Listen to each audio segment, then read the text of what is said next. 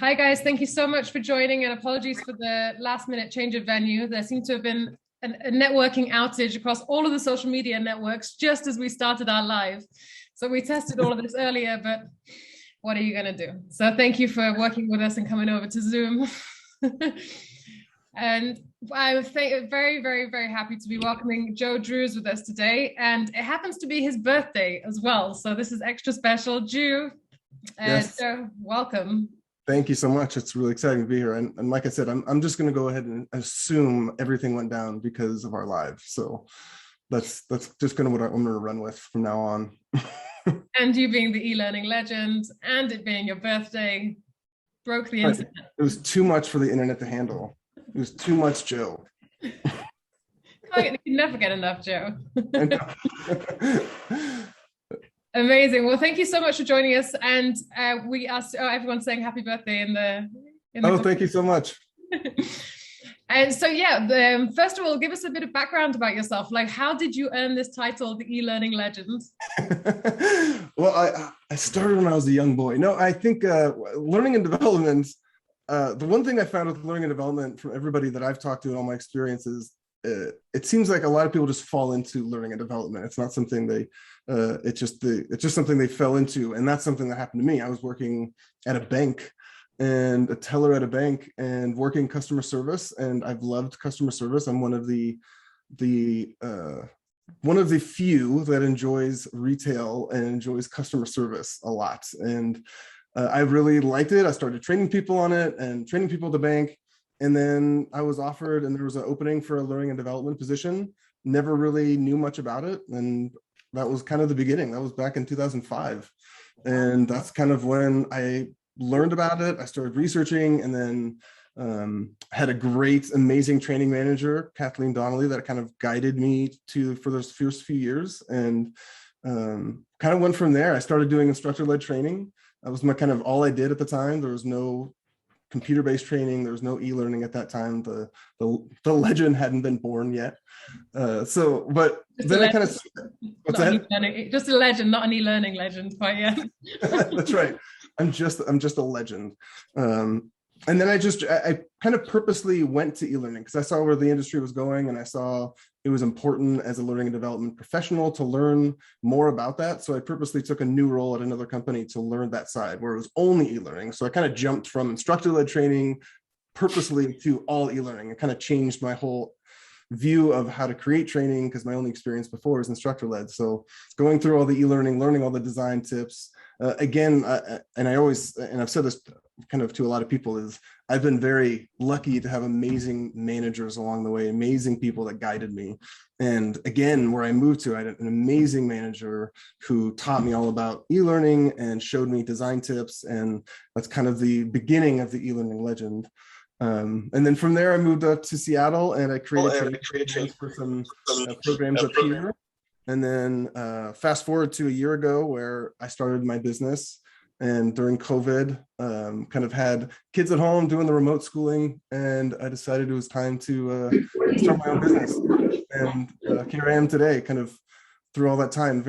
I shortened that quite a bit, but that's kind of where I am today after 15 years, coming up on 16 years in the industry, doing all sorts of training from customer service to leadership to software training, kind of anything you can imagine from, like I said, in person and online. Amazing. Really amazing. And so there was one question that I really wanted to ask you. Yeah. So there has been like kicking around in the office, and we've been having debates about it. And I thought with you being on, you'd be the perfect person to ask, especially with 16 years of experience. We've been trying to debate if there are learning styles. Everyone always talks about like kinesthetic, auditory, like all these different learning styles. And when we're making videos, like whether you should make videos for specific learning styles. Do you believe in learning styles? Yeah, I'll start with, it's an interesting debate. I see this on LinkedIn a lot. There's all sorts of articles that get posted, and then there's a lot of people who debate it and they go back and forth. When I first started, learning styles was a huge thing. We definitely kind of trained to it, created our instructor-led training to kind of cover all the learning styles. And then as the years went on, there was different studies and reports that kind of did the opposite.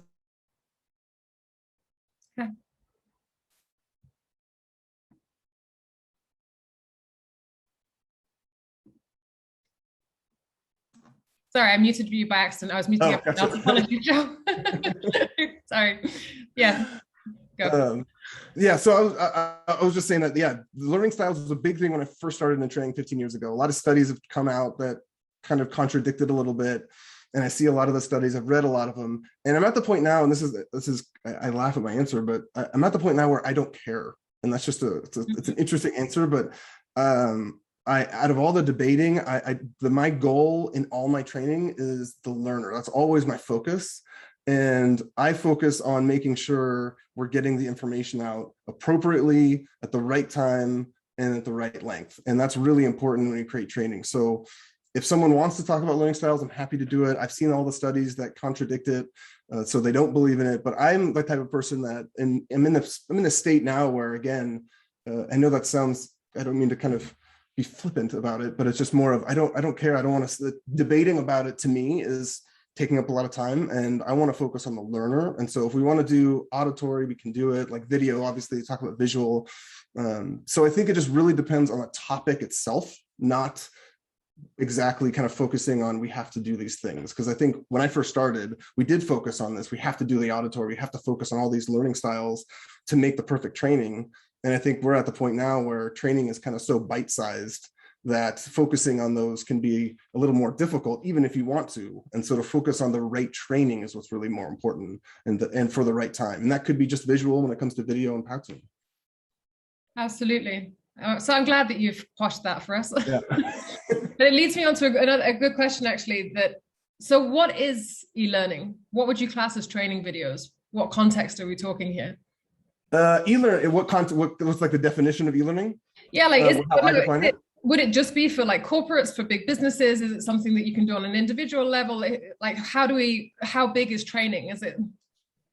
Oh, sure. Yeah, I think it can be as small, as big as you want it to be, I think. I mean, I've created trainings for large groups of people, 200,000, audience of 200,000 people, to an audience of 5 people. I think the first instructor-led training, my first day I ever trained was in front of 3 people.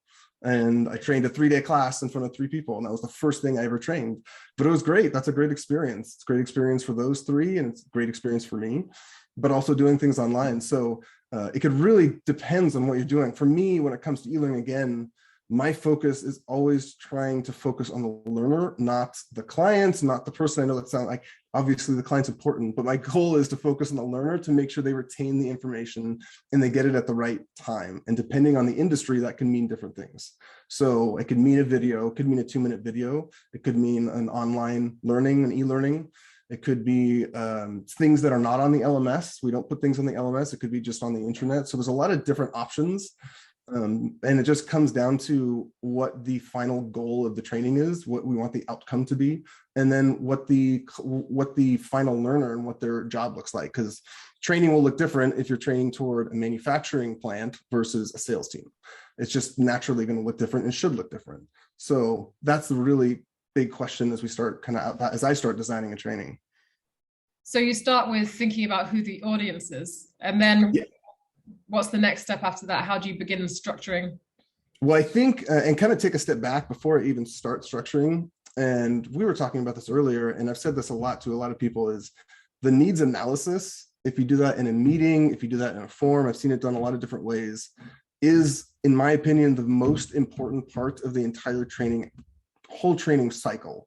And the reason why I say that is, again, I've done bad needs analysis, just, starting off, not really sure, not asking the right questions, and then getting down the line of creating a training. And then by not asking those questions in the beginning, you create the wrong training. You just end up with the wrong information.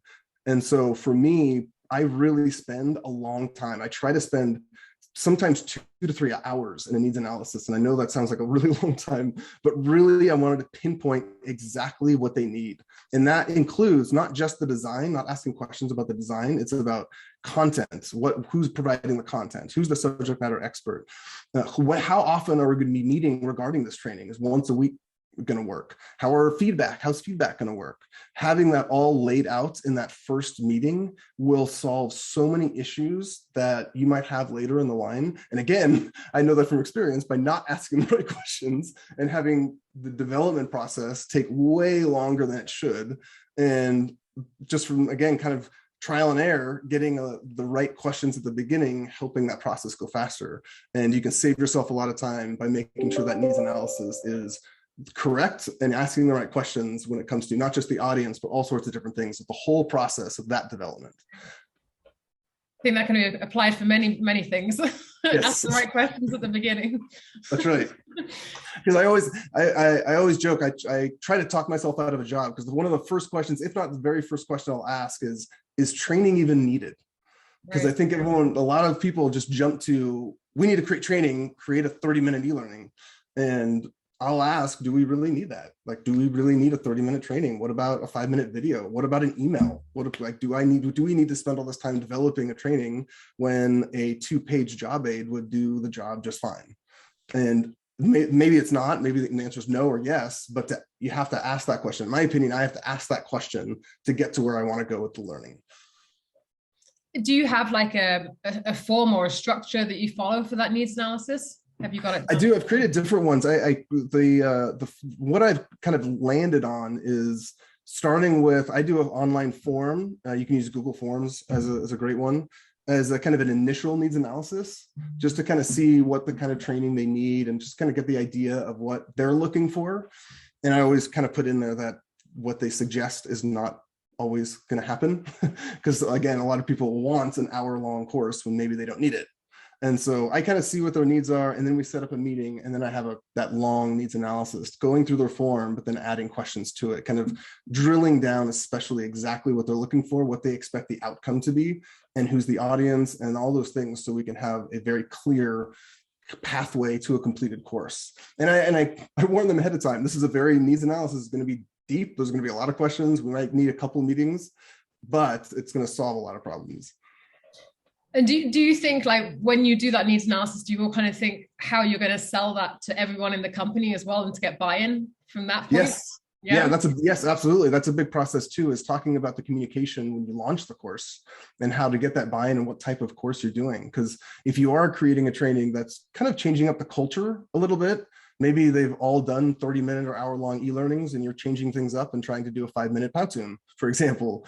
You need that buy-in, and part of that is the process of the communication. How are we going to get buy-in? How are we going to get not just buy-in from the corporation, but the buy-in from the audience to say, wait, what? It's a 5-minute video. How is this going to help? Just how do we get that buy-in? How are we communicating it? How are people getting excited before the launch of the training? And that's all talked about in the needs analysis, because I want to know the whole pathway to beginning to launch, and communication and buy-in is a huge aspect of that.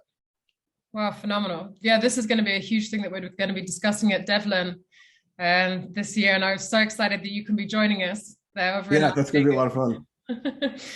I think this is one of the biggest challenges that people have with like e-learning, that they know about it. There's been enough platforms, but then actually having Powtoon, platforms like Powtoon, which really democratize this process, that anyone can do it now. And that's why it's great that we're able to ask all these questions today.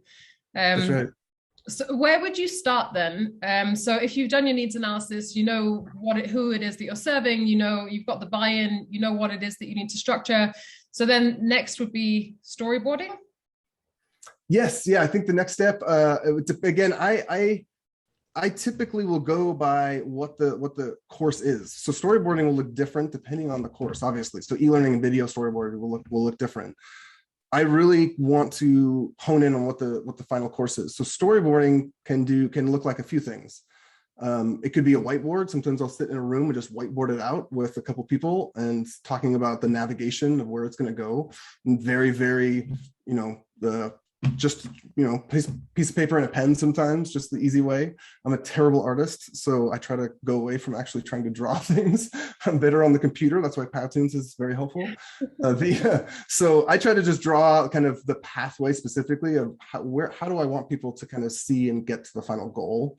In that, like I do on whiteboard, but I also use kind of prototyping in the sense of when it comes to Powtoon as an example.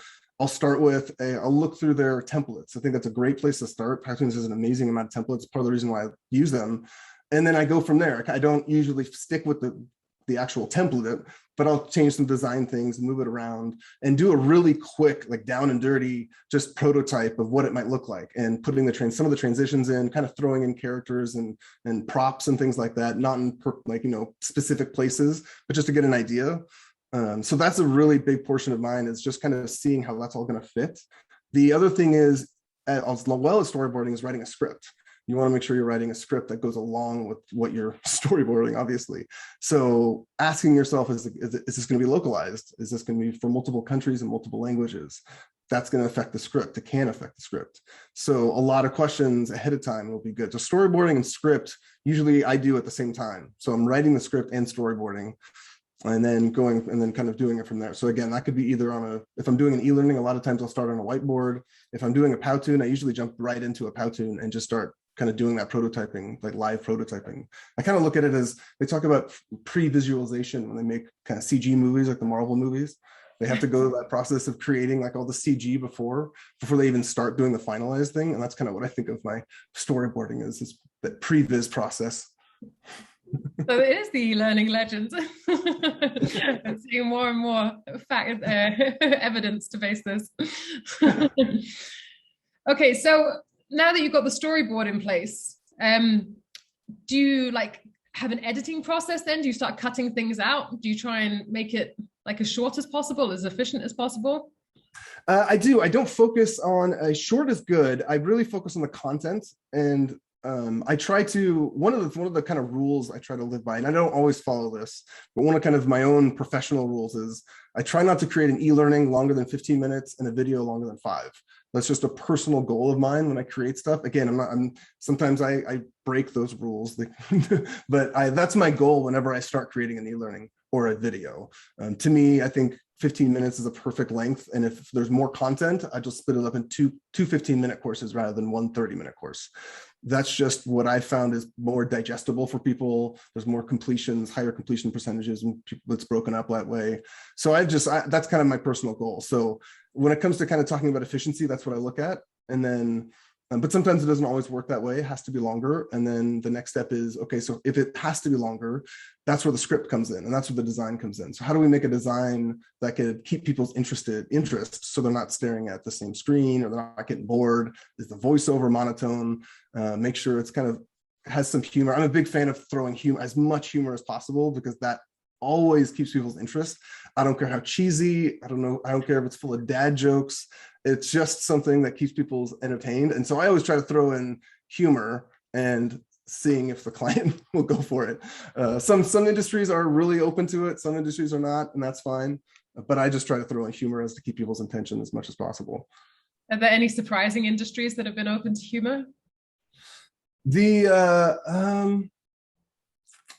I don't know if it's surprising. It's more of just, it depends on, like, I think I was more surprised on certain industries that I thought were going to be conservative and not want humor at all. And then they see some of the things I add, and then they say, oh, I see what the point is. They see it now. And so a lot of it, we talked about buy-in earlier, a lot of it is just doing it and hoping for the best and see if they like it. And that's what I do that a lot, is throwing in things that maybe they don't expect, and just throwing in that humor and hoping to get a positive reaction. But it is always interesting. And this is going to sound weird, but one of my favorite parts is when I create a video and I throw in humor and I play it, and there's just crickets.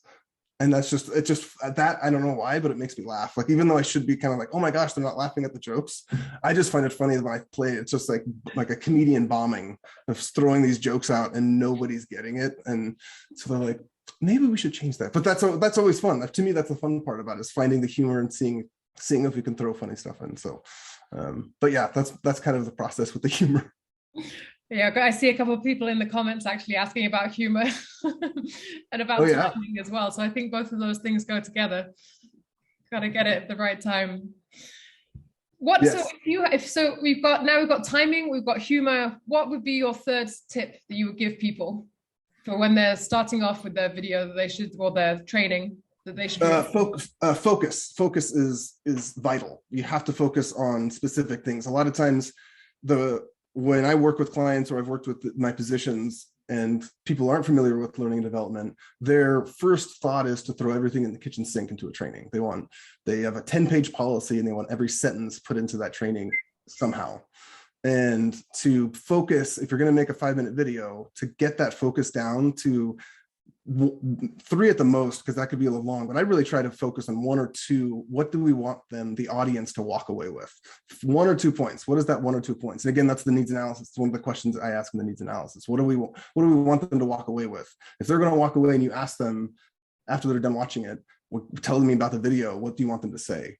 And that's the focus that has to happen, because a lot of times, again, I'm talking about my failures a lot, but I haven't done that in the past, and I've thrown way too much in a video, and then I rewatch it with the client, and as I'm watching it, I'm thinking, wow, this is way too much. I'm throwing so much at them it's just going to be over their heads in this video. So I've made that mistake as well, and kind of realized that focus is so important. And if there's 5 points that they're really adamant about doing, maybe not more than 1 video, 5 videos, 5 3-minute videos instead of 1 30-minute video.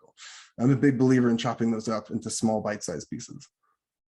Do you have a way that you test if the message, like before you finalize the training and send it out to all the participants, do you have a way to check if the message is landing?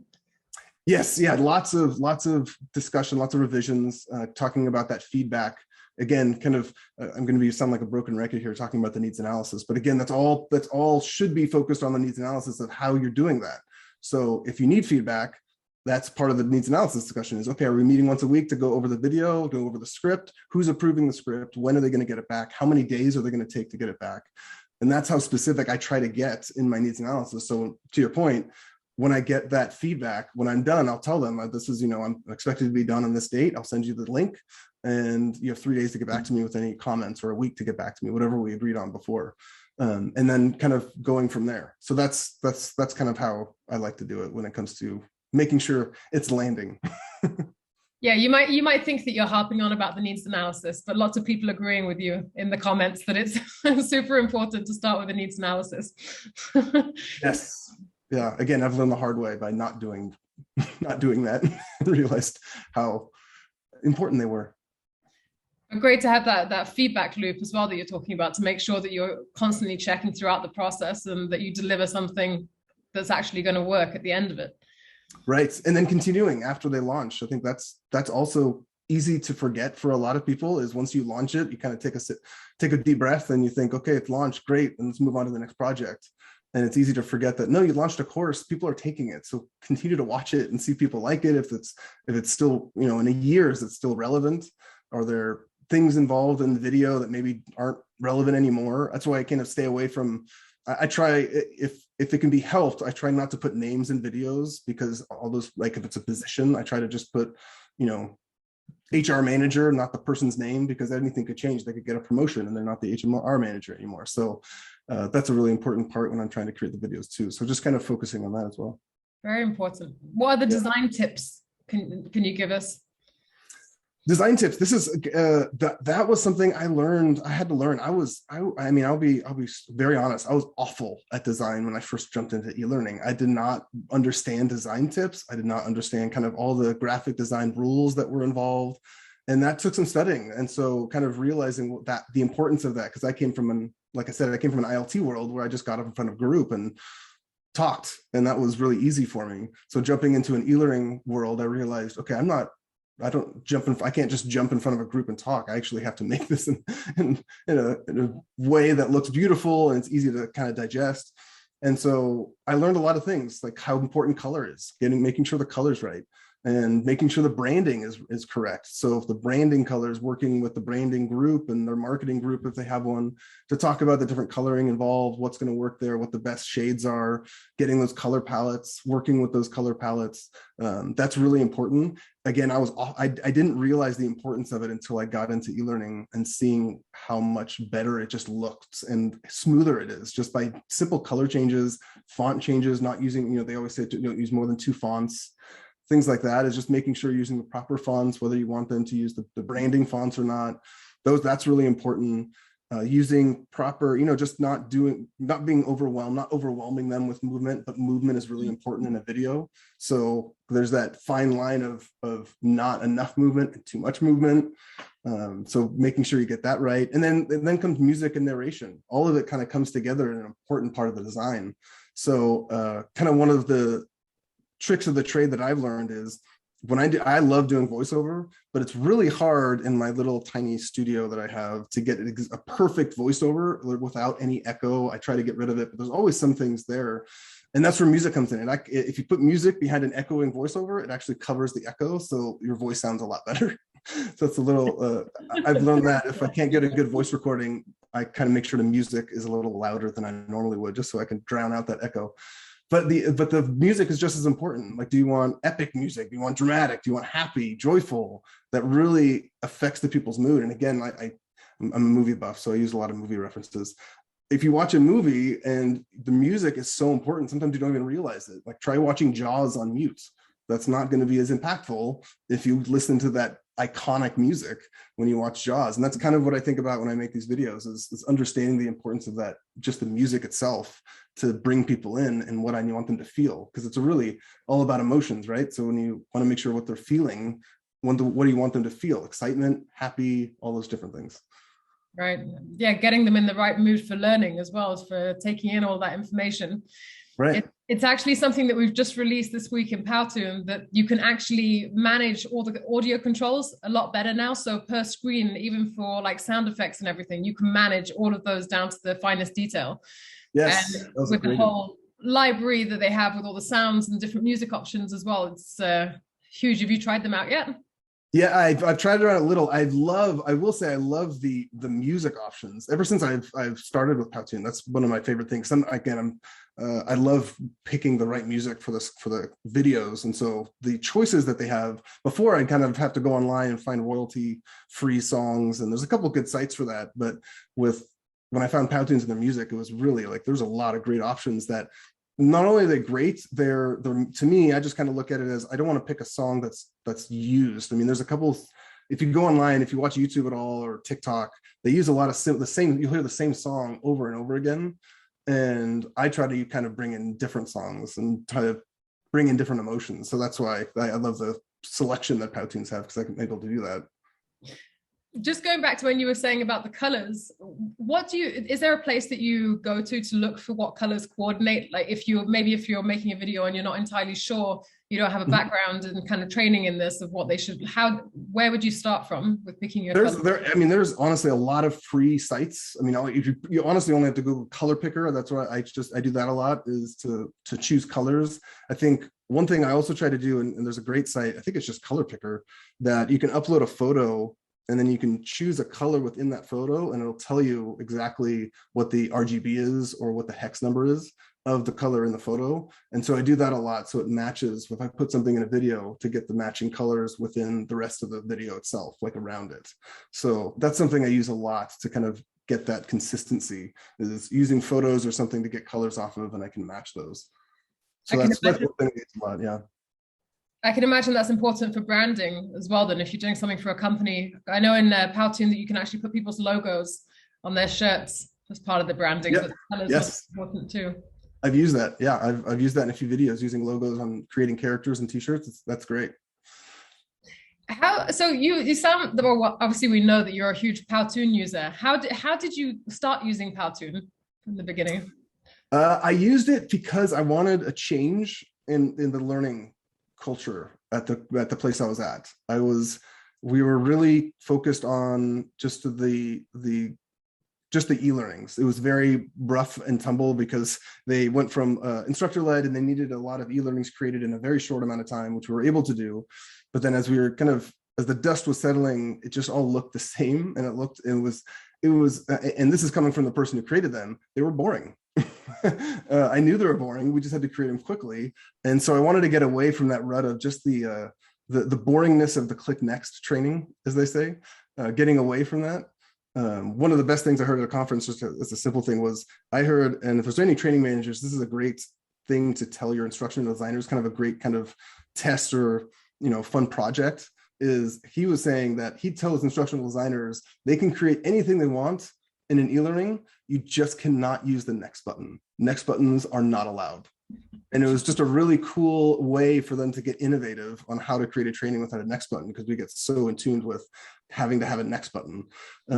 So that's kind of what I did, that's how I found Powtoon, is trying to get away from that rut of text on screen or just a voiceover and just, something else. And so I found Powtoon and it just worked for that perfect solution that I needed to create a short video that was impactful. I had a lot of people on the line of a manufacturing plant that needed to take the training. So instead of a 30-minute training, they're able to come off, watch a 5-minute video and go back. So time off the line. Again, one of the great things to sell in a buy-in is if you can talk about saving money, and that was a huge money saver. And so that helped buy-in too. So talking about kind of the different things that you can use to get buy-in, but also just to help that retention, and people are excited about going to training and seeing a training video. And one thing I always like to say, when you get those emails from the LMS that says, you've been registered for this course, and when you look around for people who are not in L&D, I always try to look around and see what their reaction is, because 9 times out of 10, you'll get this of like, they don't want to take a training, they have other jobs to do. So I would say my goal to change someone's reaction from to oh. And that's kind of what I want to change. That's a culture change I want to make. So that's what Powtoon's helped with. How often do you get that response, that response change? Is it from all employees? I'm going to say yes. Just it really depends. I mean, honestly, it doesn't. It's the bigger the corporation, there's always going to be like anything, like any show, anything people watch, there's going to be people who don't like it or like it. And I always say my goal is try to cover everybody as much as possible. It's not going to be everyone's cup of tea. Sometimes they need other things. And if you can create other things, that's really helpful. If you can create a job aid on top of the video, that's really helpful, because some people need that job aid next to them, which is great. And some people want to watch the video and they're done. But yeah, I think I try to get that reaction as much as possible, especially when they see video or something like that. They get a little more excited, and adding humor. The humor always makes people laugh too, because then they get excited about what ridiculous things are going to happen. Yeah, anything to change from the boring. Right. Actually, when you're talking about layering things and trying out different stuff, James in the comments, he's asking if we have any tips and tricks for systems training, capture live video. So with Powtoon Capture, you can capture live video and actually putting voiceovers on top of it. I know you do a lot of voiceover work, so I'm sure you can speak to that. I do, yeah. I think there's some. It depends on the software you're comfortable using. Like you said, Powtoons you can do it within Powtoons and record that. I like to do it separately. I don't do it at the same time. I'll record the video, and part of the storyboarding is to write down the steps I'm going to do specifically when I'm doing that system training, because I want to make sure that I'm clicking everywhere I need to click, not over explaining things, not spending too much time on a button that doesn't matter, making sure that I'm saying certain things, making sure the voiceover is crisp. And, simple tip that I've kind of started doing was, instead of, if I'm showing the video, saying things like click the cancel button, I change from click cancel, just easier and sufficient, because they know it's a button, it's there, they're looking at it. So just simple changes to make it just a tiny bit more efficient really helps when it comes to the voiceover. And it's just kind of moving things along a little faster, and it kind of, just respects their intelligence a little bit. Like, they know it's a button. You don't need to say that this is a button and that's a button. Just get rid of the word button so that they see it. So that could be my own thing, but that's just, when it comes to the voiceover, that's what I try to do, is just make that, even the voiceover, as crisp and as efficient as possible. I like that. I like that. And there's another comment here asking about, back to music. Is there a certain BPM? Do you go for vocals, no vocals? So this is also kind of keeping people's attention. Yeah, it really depends. I mean, I hate to keep saying that, because it seems like I'm not giving a specific answer, but it really depends on the video itself. I think it really will. For one, it can't distract the learner away from what they should be learning. I've made that mistake. I found this great song, and this like epic gladiator type song, and put it in a video, but I very quickly realized it was just overwhelming the topic at hand. Like, it was just so loud and overbearing. They're like, whoa, let's like, we're not going to war. We're just trying to learn how to use this HR system. So I had to change that a little bit. But it really depends. But you don't want it to overwhelm the learner, but you do want it to kind of be in the background enough to where it keeps their attention and it keeps their excitement. So obviously I try to stay away from things that are like slow songs, or, things that could bring people down. I want to get people excited. And so usually it's just kind of in the background, almost like you might say even subliminally. Am I saying that right?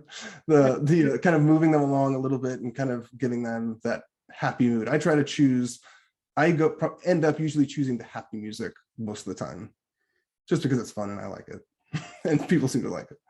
That's the mood that I guess you want everyone to be in by the end of the, right. video. It also, I would add, it also depends on the length, because if you're doing a 10-minute video, if you have to do a 10-minute video, the song itself, you should be very careful. If the song itself is only a minute long, it's going to be repeating 10 times and people are going to be listening to that to 10 minutes. So you'd want to be careful of if people are just going to get annoyed by 2 minute 10 with that song. So either change the music halfway through the video or put 3 different music pieces, or make sure it's a longer piece so they're not hearing the same thing over and so they're not like going crazy and not actually listening, watching the video. They're just focused on how terrible the music is. You start off thinking like, wow, I love this track, and then by the 3rd time it's gone round. Right. Yes. So, and as the person developing it, it just becomes, noise. And so you're not really, at least what happens to me is I'm editing so often that I can almost drown it out. And so I forget what it is. So that's why I have to do that feedback to make sure that it's not annoying people.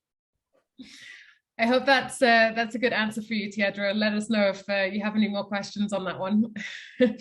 And so then when you're like, so we're talking about just like specific videos, about when you're saying about the same music on the same video, how do you make it work across a series of videos?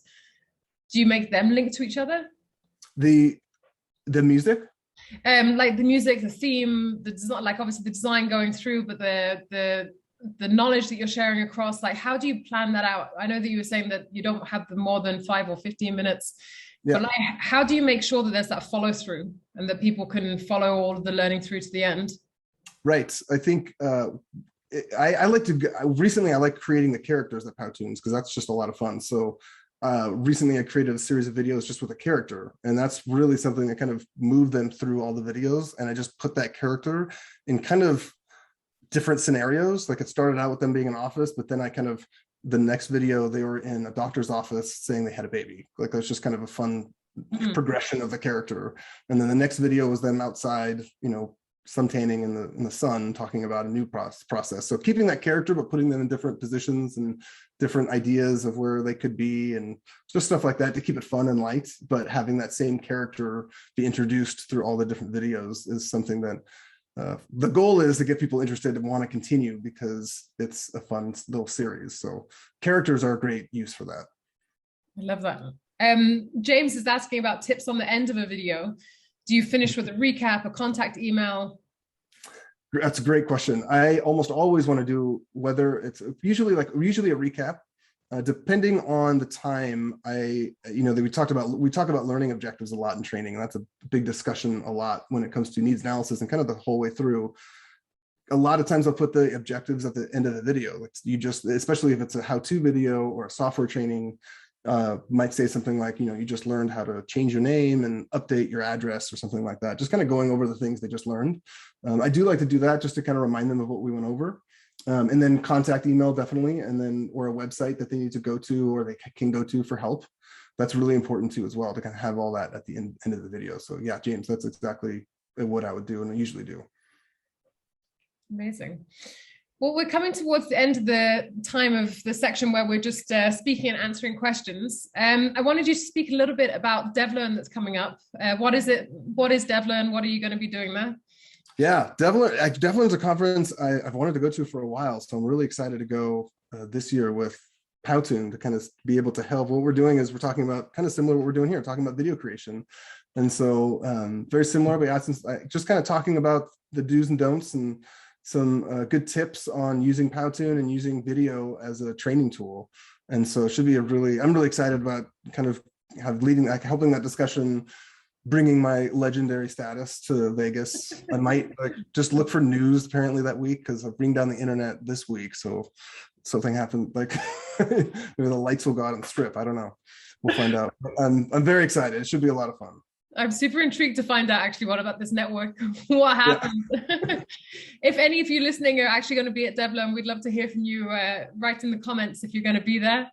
And And we also have a discount code. So if you're not going yet to Devlin and you would like to go, look in the LinkedIn event afterwards, and we'll have a discount code there for you. So let us know. It doesn't seem anyone is so far. You guys end up going, let us know. Yeah. Well, before we wrap up, there was one other question actually that I wanted to really ask. It's important before we finish. All of us, I just remembered because I was looking at everyone that's here today, and everyone's in different places all over the world. And I wanted to know, how do you make your trainings global but local at the same time, making sure everyone feels that the video is speaking to them no matter where they are? Right. I think the one thing that I've learned in creating localized training, and unfortunately, this isn't always possible, but I will fight for it as much as I can, is if the training needs to be sent out to different countries in different languages, obviously I'll do the English one first and get it localized. A lot of people's first thought is, when the English is done, let's just launch the English version and we'll just wait for the other ones until they're done. I strongly suggest not doing that if possible. I would always want to wait until all the languages are done and you can launch them all at the same time. And the reason for that is just, it's simple. There's obviously, for the reason of it's easy to track that way. So you're launching all at the same time, everyone's starting them at the same time. But really, to me, it's a culture thing. Is if you're launching all the languages at the same time, if you look at an employee who speaks that other language, it really will give them the understanding that you care about that language, because you're launching all of them at the same time. There's sometimes that could happen is if you're just launching English first and then you're just waiting whenever the other one could be ready, and there's no date for that, and might be a month, might be 3 months. It just kind of, it's easy for that person who speaks that language feeling a little kind of left out, because this training is launched in English, but my language is waiting. So I know sometimes you can't do that when it comes to certain compliance issues, but I would absolutely, if possible, and I always fight for it, is to launch all the languages at the same time. That's really important. And if you need something fast, I really have done that a couple of times. If I had to create a video fast and I needed to get it out to all countries, and I didn't have time for localization, I purposely didn't put any words on the screen. I would put arrows, I'd put circles, I'd put anything I could, but 0 words would be on the screen, because there's nothing to translate if there's nothing on the screen. There's no words on the screen, there's nothing to translate. And if I can do it without voiceover, even better. If I can just use an arrow to point at something, if I need to get it out, I try to do that. Like the less, if I know it has to go out to a lot of different countries quickly, I try to put 0 words at all into it. And so that's a way to get things out quickly if you just need to get it out and not have to worry about people wondering why is it, like, what are they saying and what the different languages are. So, but those are my 2 things that I've learned in when I localize courses. Would you find that music is kind of transcends all different locations, or even that? For the most part, I think music really does transcend. I mean, kind of going back to the Jaws example, I think all those iconic musics, they didn't change them for countries, and they were all very, useful in all the different countries, like Star Wars and all that, all those great scores of movies. So yeah, I use the same music worldwide when it comes to a video, and I haven't got any pushback. So I think it seems to transcend. People seem to like it. Even if it doesn't, at least it's something that people are recognizing. I mean, that's kind of okay. It would be honestly okay with me if someone's like, this music was a little bit I'm not used to it. It's like, well, it made you pay attention, so that's something. So that's kind of like the bad dad jokes. Like, even if it's a bad dad jokes, at least people are getting some humor out of it. Yeah, they get the mood of the music, right. The tone. We've got a question from Dawn here. She's asking, are there any apps or sites that you use to take a voiceover and alter it to add an accent or something? I don't usually add accents. I couldn't try. I'm terrible with accents, so I don't even try anymore. I did try once, and it was ugly. Accents are, I don't know about altering it to have an accent. I have, hired or had other people with actual accents to do some of the voiceovers, and so I've worked with that as well. But when it comes to adding an accent, I know in Audacity, I've changed voices and pitches to make them sound different. So if I need 2 male characters, I might just do both voices and then change the pitch to make it sound like 2 different voices. I've done that before. So it sounds like 2 different people talking when it's just me doing it. But adding accents, I've personally, when I do voiceover, I haven't added. People are loving it. Tiedra and Dawn, especially. All right, guys. So we're going to wrap up soon. Let us know if there are any other questions that you guys have. Oh, there looks like James put a couple of things about well said has some different accents. So that sounds like a software that would be good. That's good. That's good. I appreciate that, James. I'm going to check that out. He's talking about story blocks as well, which is something I know you're familiar with in Powtoon.